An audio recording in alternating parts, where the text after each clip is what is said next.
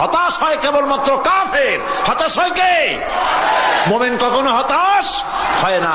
হতাশ হওয়া ইমানের পরিপন্থী কাজ। আল্লাহ পাক বলেছেন, লা তাকনাতু মির রাহমাতিল্লাহ, আমার রহমত থেকে মায়ুস হও না। দেখেন হযরত আইয়ুব আলাইহিস সালামের কত বড় রোগ হয়েছে, শরীর পোকায় ধরেছে, জর্জরিত হয়েছে, দুর্গন্ধ হয়েছে, গ্রামের লোকেরা তাকে বের করে দিয়েছে, স্ত্রী পুত্র পরিজন সব চলে গিয়েছে। এমনকি জিহ্বায় যখন পোকা ধরল, হযরত আইয়ুব আলাইহিস সালাম আল্লাহ রাব্বুল আলামিনের দরবারে ফরিয়াদ করলেন, আন্নী মাসসানিয়াদ-দুররু ওয়া আনতা আরহামুর রাহিমিন। আয় আল্লাহ, আমি অসুস্থ হয়ে পড়েছি, আমি রোগাক্রান্ত হয়েছি, আর তোমার নাম রহমান রহিম, তুমি আমাকে রোগ মুক্ত করো। হযরত আইয়ুব আলাইহিস সালাম আল্লাহর দরবারে ফরিয়াদ করলেন, রব্বুল আলামিন সারা শরীরে পোকায় জর্জরিত হয়ে গেছে, এখন আমার জিহ্বায় পোকা ধরেছে, মাবুদ গো আমি তোমার কাছে ফরিয়াদ করি, আমার জিহ্বায় পোকা দিও না, কারণ জিহ্বাটাও যদি নষ্ট হয়ে যায় তাহলে তোমার মতো আল্লাহর জিকির আমি কি দিয়া করব।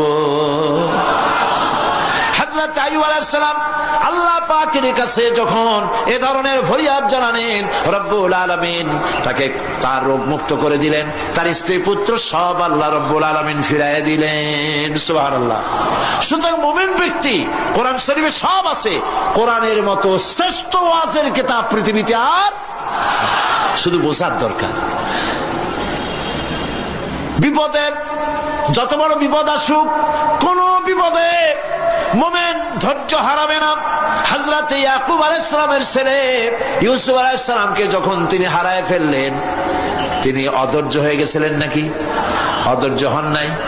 কারণ আমি আমার বক্তৃতার সূচনায় বলেছি, আমরা কল্যাণ বুঝি না, অকল্যাণও বুঝি না। কোন বিপদ আসতে পরে আমরা হয়রান হয়ে যাই, কিন্তু বিপদের মধ্যে কল্যাণ আছে আমরা তা বুঝতে পারি না।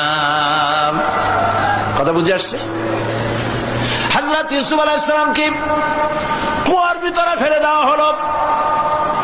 11 ভাই মনে করেছে কুয়ার ভিতরে ফেলে দিয়া ইউসুফ আলাইহিস সালামকে মেরে ফেললাম, কিন্তু তারা বোঝে নাই আসল কামটা কি হয়েছে। এটা তো কুয়া নয়, এটা একটা টানেল, এটা একটা সুড়ঙ্গ। একদিকে কেনান হলো তার এক মুখ, ওই সুড়ঙ্গের এক মুখ হলো কেনানের। কেনান ইউসুফ আলাইহিস সালামকে ফেলে দেওয়া হলো কুয়ার ভিতরে মারার জন্য, কিন্তু আল্লাহ পাকের ইচ্ছা ইউসুফ আলাইহিস সালাম মরবে না। এই টানেলের অপর প্রান্ত মিশরের সিংহাসনের টানেলের এপার দিয়া ইউসুফ আলাইহিস সালামকে ঢুকালেন, অপর প্রান্তে মিশরের সিংহাসনে ইউসুফকে আল্লাহ বসাইয়া দিলেন।